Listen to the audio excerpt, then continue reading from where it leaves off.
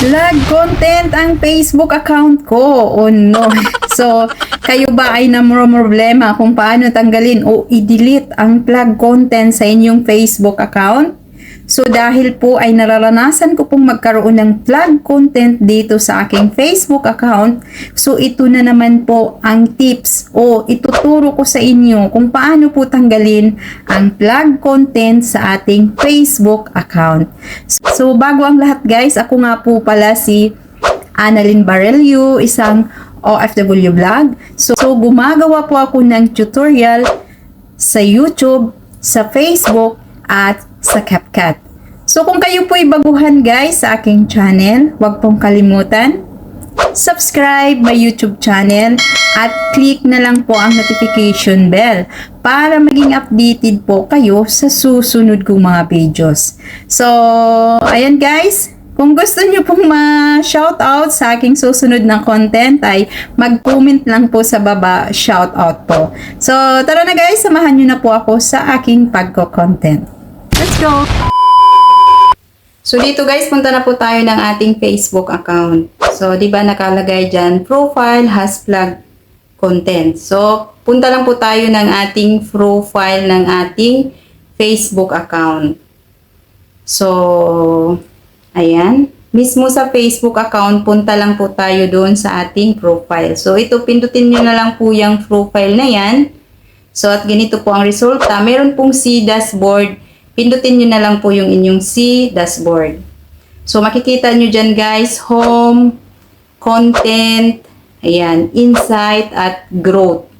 So, sa pinakababa po yan mga ka-guys, meron po siyang mga tools. So, dito sa tools na yan, so makikita nyo po profile recommendation, payout, invite people to connect, monetization, and progression, achievement. So, dito sa profile recommendation, yan po ang click nyo. At ito na nga guys, profile recommendation, profile has flag content. So, di ba nagkaroon ako ng flag content? So, para po malaman nyo kung saan pong video ang nagkaroon kayo ng flag content, pindutin lang po itong review content. So, ayan, pwede nyo pong basahin yan lahat. Pero, para po mabilis tayo, so, pindutin po natin yung review content. So, ayun, ganon.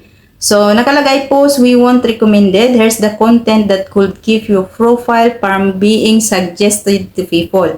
So, pwede nyo siyang i-delete, learn about, recommendable. So, dito muna tayo sa learn about. So, wag mo natin yung i-delete guys kasi para po malaman natin kung saan po tayo nagkaroon ng flag content. So, pindutin lang muna itong learn about recommendable. Ayan. So, this post may go against our guidelines on the suggested content. So, di ba maraming babasahin dyan mga ka-guys?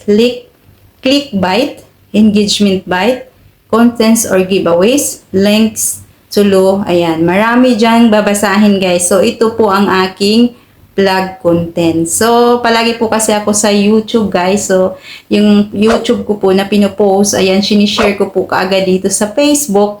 Kaya ito po, nagkaroon po ako ng flag content dito sa Facebook. So, ang dapat niyo pong gawin mga ka-guys, itong tick action.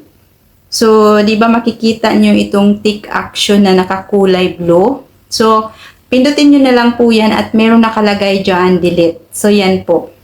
So, yan pong delete, di ba may cancel, may delete. Yung delete po, press nyo lang po yan.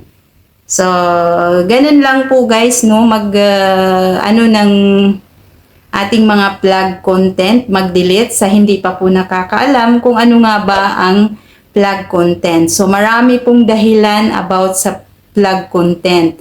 Dahil po nga daw ay hindi ako sumusunod sa patakaran ng community guidelines, kaya po nagkakaroon ako ng flag content.